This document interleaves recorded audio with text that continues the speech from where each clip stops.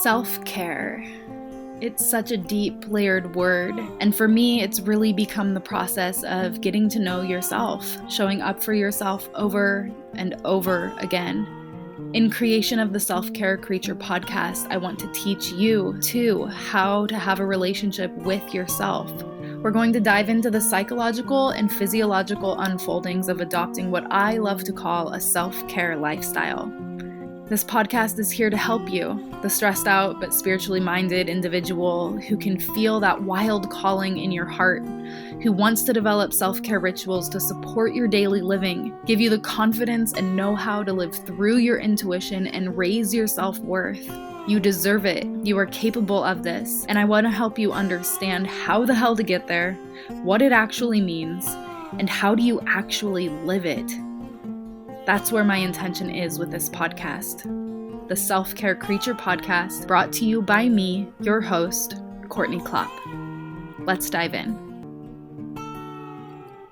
Hello, sweet creatures, and welcome back. I personally just got out of a few deep spaces as of recently. Today, I want to bring to the table talking about integration. Having traversed so many deep spaces this year, particularly I just came home from a retreat weekend with two of my teachers who held a ceremony and retreat space for a group of us out on Whidbey Island this past weekend. And more specifically, today, I just had a session with my grief mentor, Nala Walla, and we had a really beautiful ancestral meditation. I'm not currently up on scheduling out my podcast episode, so this is being recorded on Halloween, the day before you are hearing this episode drop.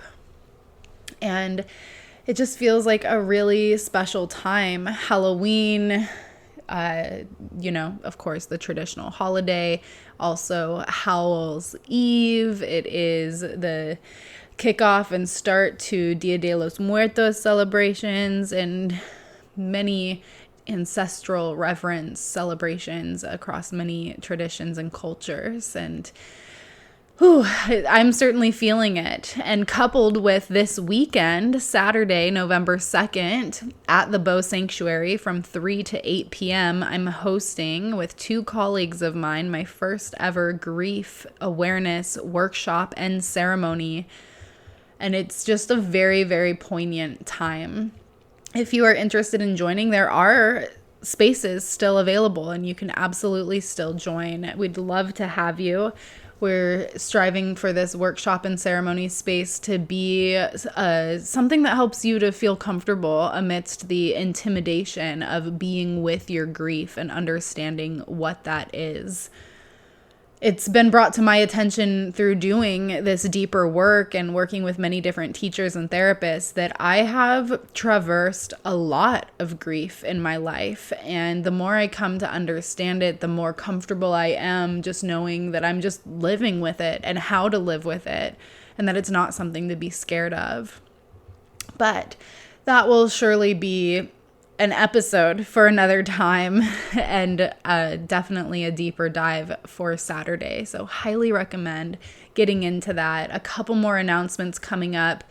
Shout out to all my patrons and everybody supporting me on Patreon. It just tickles me and means so much to me that I have your support through the endeavors of writing and offering real-time updates and about my journey and just where I'm at in life and the processes that come with doing this work, being on the path, the self-care journey, getting to know oneself better.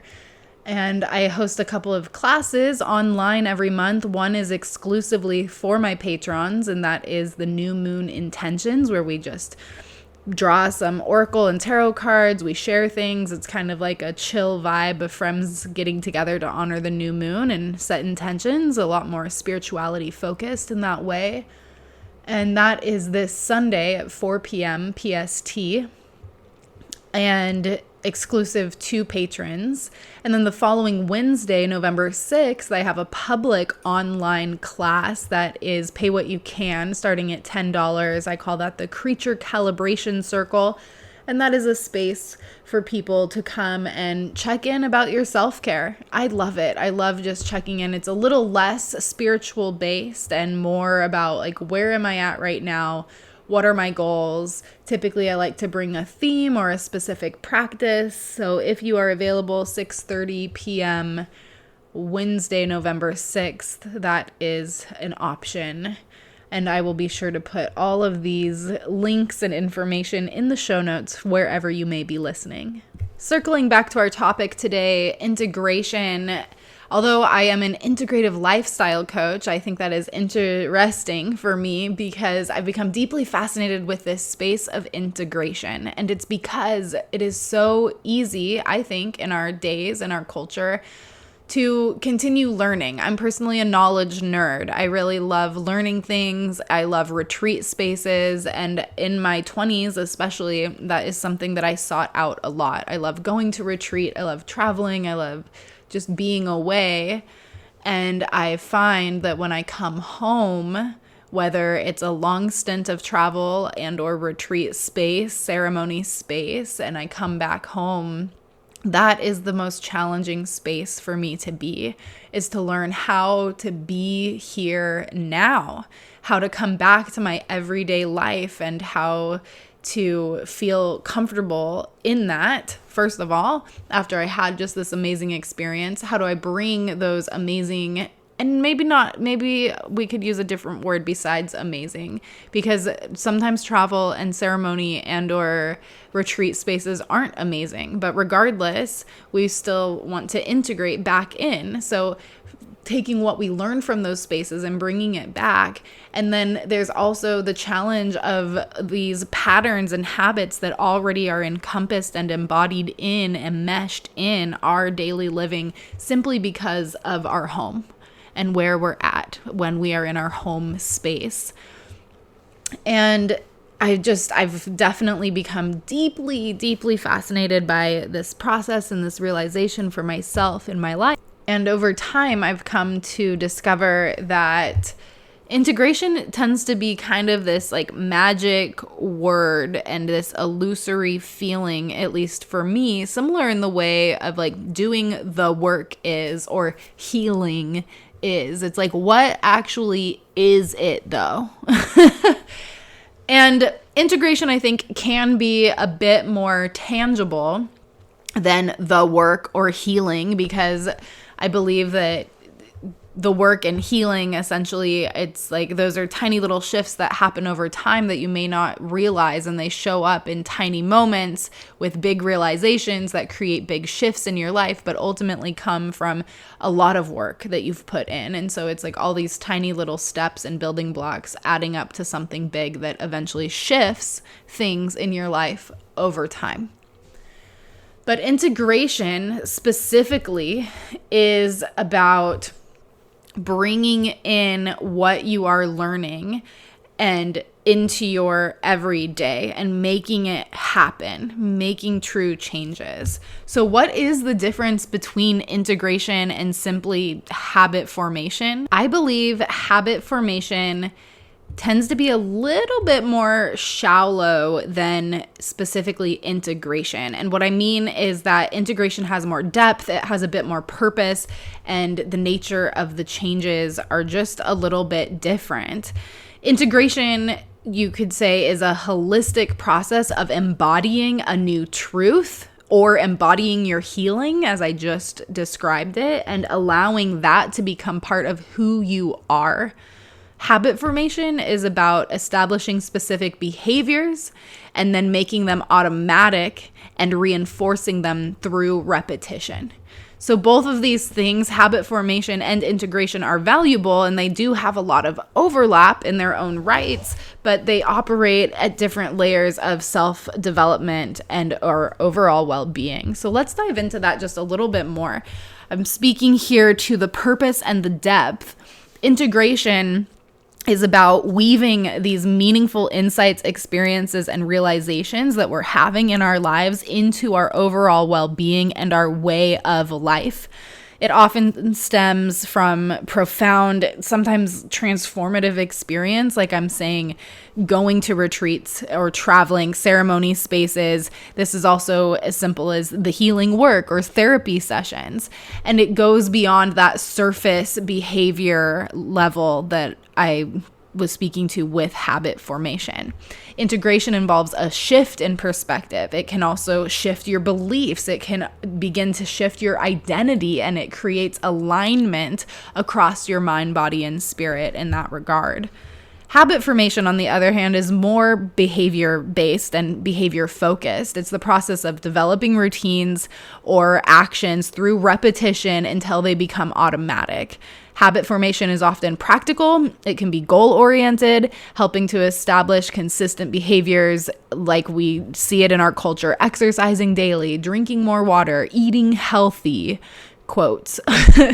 But that doesn't necessarily involve deeper internal shifts. And I think this has become my fascination with this integration work, is because for so long, if you don't know or remember, I entered my career through food and fitness. I got my culinary arts degree, and then I went to school to become a personal trainer. And I, for so long, fit myself into those boxes to eat well and move my body and meditate and just wanted to check the boxes. But at some point you have to actually let it simmer into a deeper layer. And yeah, of course, we want it to be practical. We want it to be a habit. We want it to be automatic on some level, but you want it to be automatic because it's who you are, not because it's what you do. Hopefully that makes sense. Let's take it deeper to the emotional and spiritual layer. Integration, as I'm describing here, often includes an emotional or spiritual layer to it, where you perhaps embody a new understanding of your wisdom, of your healing. And it involves processing emotions. It involves reconciling past experiences.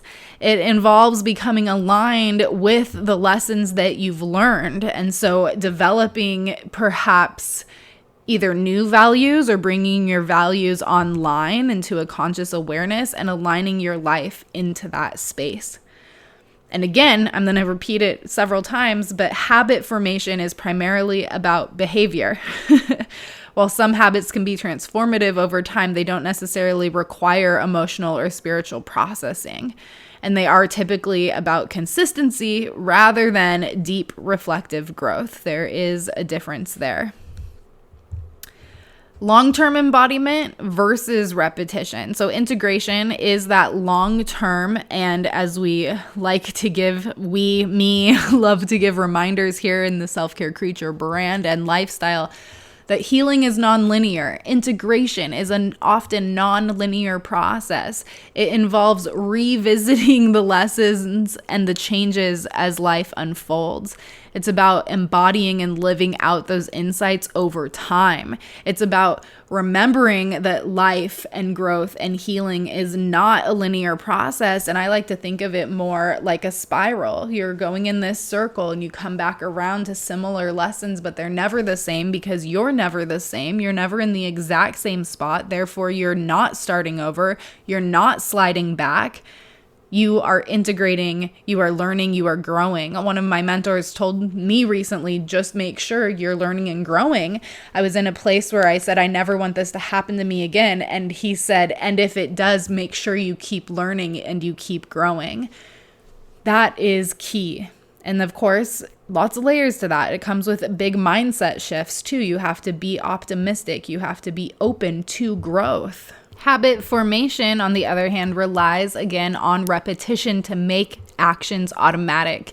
It's focused on repetition and reinforcement, which can be accomplished in a relatively structured way, rigid way, a forceful way at times. And it often happens within weeks or months when you can really get to it. And I just have to say, our culture really glorifies habit formation over integration or these healing processes. So I'll get into that a little bit more, but I just wanted to note that again because habit formation is so closely tied to this, but it is absolutely different. There's two more layers that I want to get into with this habit formation versus integration. And another one is the focus on awareness versus the automation, because integration specifically is rooted in awareness. Just like our self-care creature lifestyle is a tool for expanding your self-awareness, which helps you to be able to relate to others and allows you to be different in the world. Integration requires intentional reflection, the mindfulness piece, and oftentimes community or support to fully process and embody. Somewhere along the path, you reach the intersection of community and support, and you remember and you realize all of these things that you cannot heal alone. You can only go so far on your own. Habit formation, on the other hand, again, aims for automation. Once a habit is established, the goal is to have it happen almost unconsciously without the need for ongoing attention or active reflection so that it can just become a part of who you are.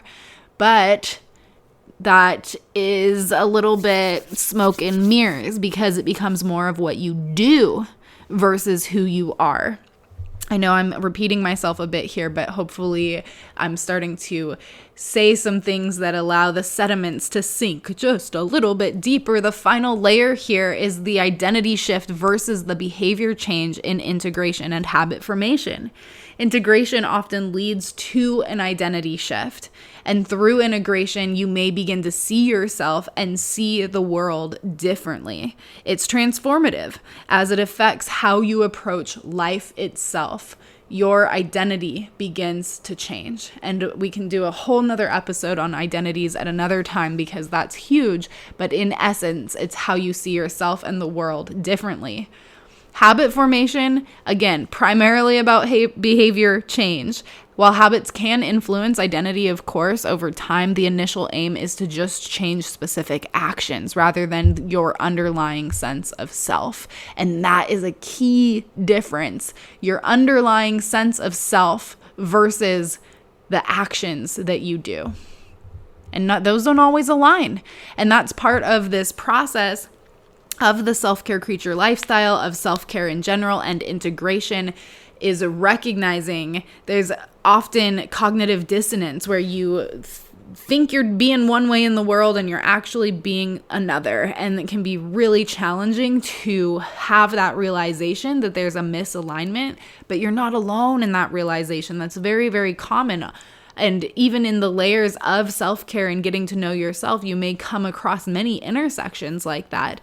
But the difference is between this healing work and integrating new ways of being into your life versus that habit formation that is just around specific actions, thinking that maybe you're a different person because you're going to the gym every day, but there's a different essence about that. Hopefully I'm doing an okay job at explaining this. To help solidify this, I want to get a little bit deeper into how our culture has a fixation on habit formation. And when I say our culture, I'm referring to the prevailing societal mindset, particularly in Western productivity-driven societies that emphasizes quick fixes, efficiency, and external measures of success. It's a culture that often values outward achievement and visible routines, the shit that looks fancy that you can post on social media, over the deeper, slower, more introspective, long-term sustainable growth that is actually what we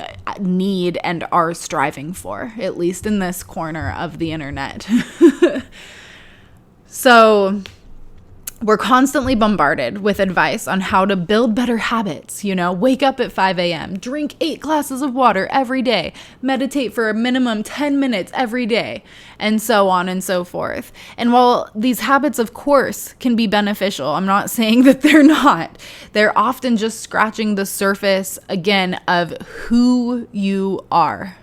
Habit formation is more about creating routines, actions that you can perform almost automatically. Like I was just saying, all of the automation that is trying to get built in here because their behavior changes, not deeper transformations. And yeah, I tend to try to want to use the word transformation lightly because I know it's a very trendy topic right now to have a transformation. But I need to say again, this is the deeper, slower, more introspective work and growth that takes place over a long period of time, which makes it sustainable,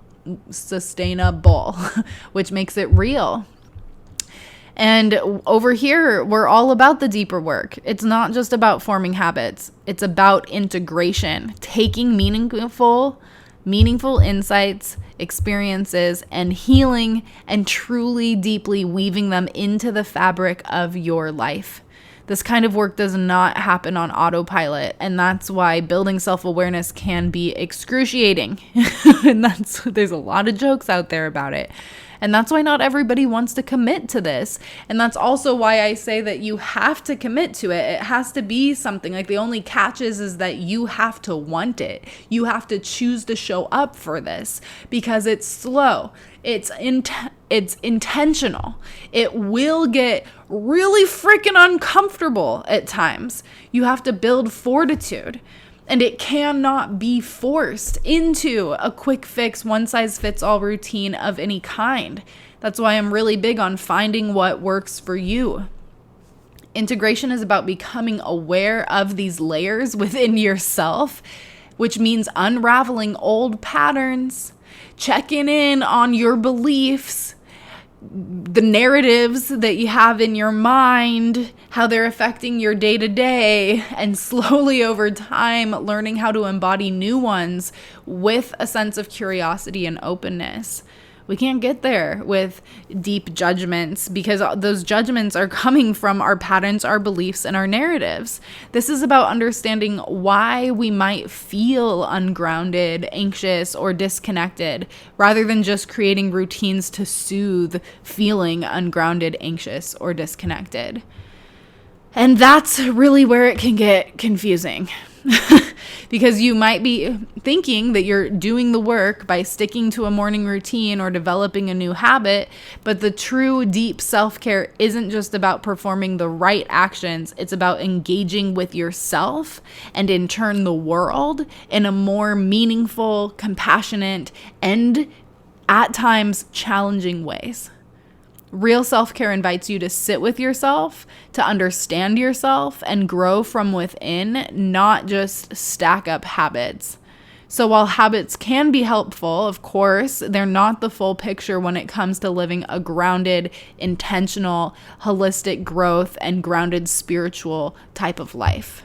Before I get into the practices that I personally like to take on for integration, which some of the practices for integration are habit forming, they're habit formation.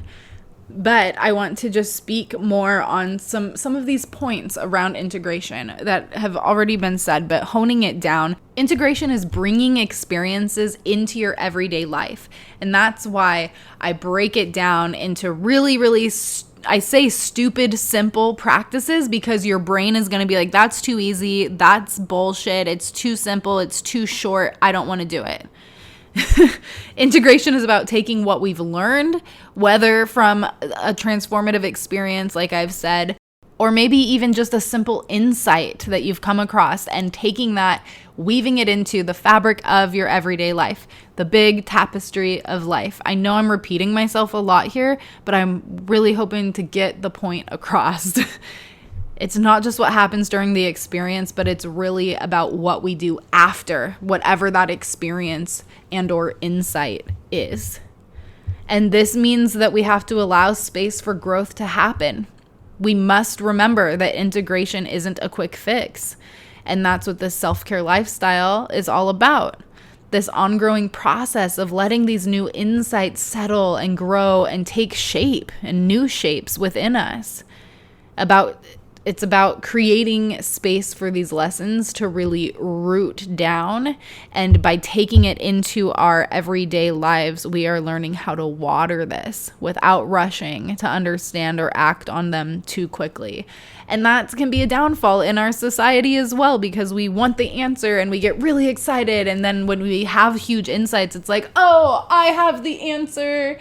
this is the right way. I'm sure we've all, if you've been on this growth journey for any amount of time, of course, you've had big epiphanies that you're like, this is the way, I have the answer. But we're learning, again, integration, learning how to let these lessons take root and understanding them in a deeper way.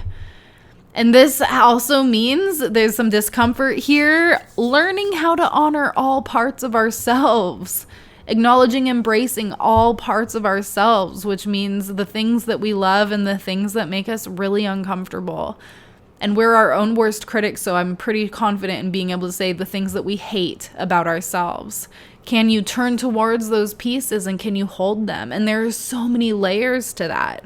It's not just vanity and aesthetics by any means, but I mean, I know that the way that we talk to ourselves, double thinking, overthinking, the way my voice sounds, the way I'm judging other people, the way I interrupted, there's just so many different layers. So in essence, you could just say embracing all parts of ourselves, the light and the shadow. It's a compassionate journey. It's learning how to be compassionate with yourself and welcoming each layer and allowing them to coexist in harmony over time, of course, learning how they can coexist in harmony. Because in my experience in this work, you truly are just putting things away in a box to come out at another time if you can't learn to accept them. And sometimes that's okay. We can compartmentalize like that. But if you want true healing and growth, you got to take that shit out of the box and you got to learn how to integrate it into your life. You have to learn to be okay with it. It can't just be hiding away in a box anymore. And that gives you a catalyst for acceptance. And that gives you a stronger foundation to stand on when things come up in life. Because it's the things, when we get upset about something, especially when we get angry or we're hurt, it's often because it's shit that we haven't worked through ourselves and or tied in with our values being brushed up against. And this also is about mind, body, and spirit alignment. True integration involves aligning these three aspects of ourselves and checking in with each part to make sure that we are grounded, we are embodied, and we are connected to these deeper truths that we encounter and learn about along the path. And that's why I continue to say that it's a lifelong practice. It's not just a one-time event, but a continuous practice of learning how to show up for yourself. And especially on the beginning of the journey, that feels very elusive. And it feels like a lot of starting and stopping. But the more that you just can continue to circle back, the more that it can become a continuous practice. And over time, you realize your life has shifted and you show up for yourself in more conscious and present ways than maybe you ever have before. So ultimately, it's a lifelong process. and in this process, we are moving through cycles of growth and of death and of healing and letting go and grounding and uncensoredness. And all of these pieces allow us to evolve and deepen our understanding of ourselves and the world. I'm going to wind down our episode today with sharing some of my personal integration practices. And just a reminder again, my specialty in coaching that I've been doing for the last 12 years is in integration. So yes, these are suggestions that I often give to clients, but they're also things that when I work with you one-on-one as a client of mine, we work into the specifics of what you need and offering you support and accountability in specific ways. So I often break these practices down for my clients. If you are a client and you're listening to this, you're like, oh yes, this sounds familiar. But for those that aren't clients, I just want you to know that I help you with these practices. I'm willing to set up sometimes weekly text messages, or depending on what kind of cadence of a habit you're trying to form, just showing up for you regularly and checking in with you specifically about these habits that you're trying to form and these practices you're trying to put into place, because that's the hardest thing, is actually doing it. Period. That could have been like a 3-second episode. What is integration? Weaving these things into your daily life and actually doing it. That's the hard shit. And I'm also feeling that right now, having come out of some really big ceremony spaces over the last year, the last 6 months specifically. And I feel myself sinking into this fall season, and it's just so blatantly an integration season. And it's hard. It's hard because it's fun to learn. It's fun to be in community. It's fun to be in ceremony space. It's fun to feel like you're going and you're doing something, at least for me, especially with my nervous system being wired to that chaos, right? I want to feel like I'm always doing something and learning and doing. And taking that back a step and coming into that essence of just being. Just be and sit and do the practices and feel the changes. It's like, what? But it's it's the truth of what really needs to happen at this time. And it's a never-ending process. And does it get more comfortable over time? Yeah, I'd like to think and say that it does as you form different relationships with the practices and with yourself. Absolutely. So yeah, even though it's really hard, I personally am at a place in my life where I feel really excited and grateful. I mean, I'm always excited and grateful to show up for myself, but I feel more comfortable and able to do it than I have at other times of my life. So getting into these practices, I'm going to say journaling for neural pathway rewiring, because journaling is one of the foundational practices for integration. I'm a processor in the way that I like to write, and I also like to talk. I'm a verbal processor. All of my teachers and most of my friends know that I like to write. I write out my thoughts, my feelings, my insights, all of this. But also putting pen to paper and writing these things out actually have some neuroscience behind it, and they're really good for helping to rewire actual neural pathways in the brain and anchor you into a new understanding. After I journal it out and journal a little bit more, I will go through and reread all of that journaling. I'll maybe make a bullet pointed list or bookmark some of the spaces that felt really poignant to me, and I'll go back and I'll create about an up to, if not shorter, 10-minute voice note of reflection for myself. And listening back to this, like sometimes I'll just listen back to it when usually like even in the morning space, or when I am getting ready for bed. Sometimes I'll sit and actually meditate as I listen to it, meditate on it. But this just adds another layer of reflection and integration. Remember all of these things that, for me, talking to myself, it's like, remember all of these things that you talked about. Remember what was important to you. Remember this piece. Remember that piece. And sometimes I have to get really intentional with my listening, because it's easy to just zone out. You have to make sure that you're actually showing up for some of these practices that you put in place for yourself. But for me, journaling and a voice note, that is absolutely for sure something that just is just part, like second nature at this point for me, something that I do regularly. And that's not to say that the ebb and flow doesn't come and I don't do it sometimes, but often that's my go-to. And then I love meditation. I love meditation for clarity and presence specifically, because it really helps me to discern what is truly mine and what is not. And after I meditate, it really helps me to come into my body, and I just feel my own sense of being. I feel more connected to myself. I feel more grounded, and it really helps me to cultivate presence and mindfulness, which allows me to stay rooted amidst all of life's fluctuations. And it reminds me who I am and what I want to show up for in the world. And then, of course, the self-care basics, always coming back to the self-care basics. And these basics alone, I took years on, like, at some point in my life, I took years on every single piece of this. Hydration, had to take time to learn that.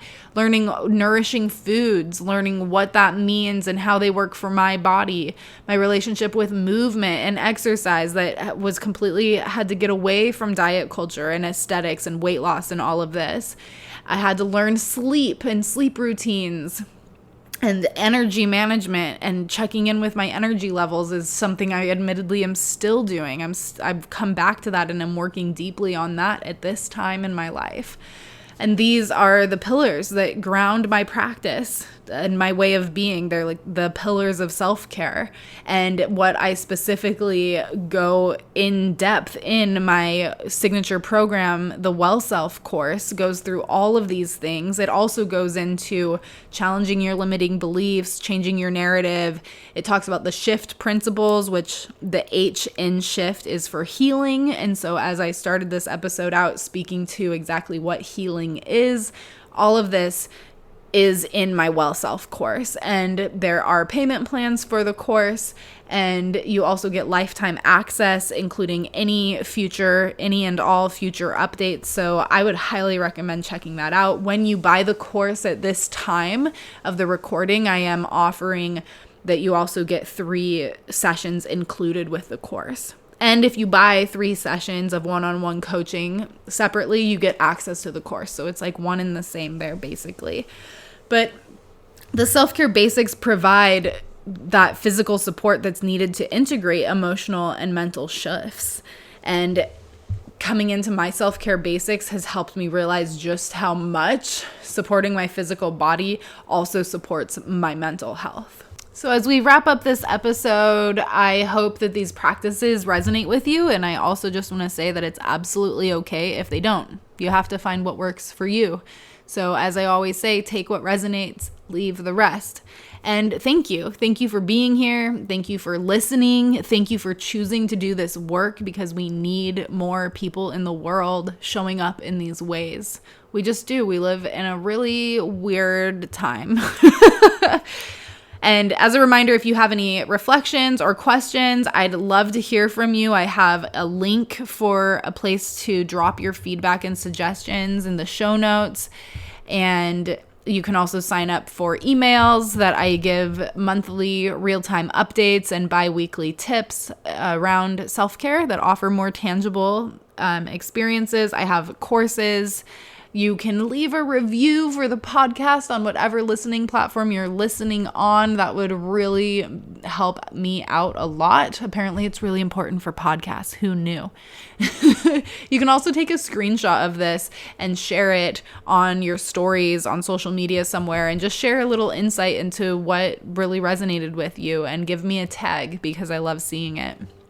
So anyway, I am wishing you well on this Hallows Eve at a time when the veil is very thin, whatever that means to you. I am sending blessings your way. Until next time, stay curious, creatures, stay grounded, and keep taking care of yourself.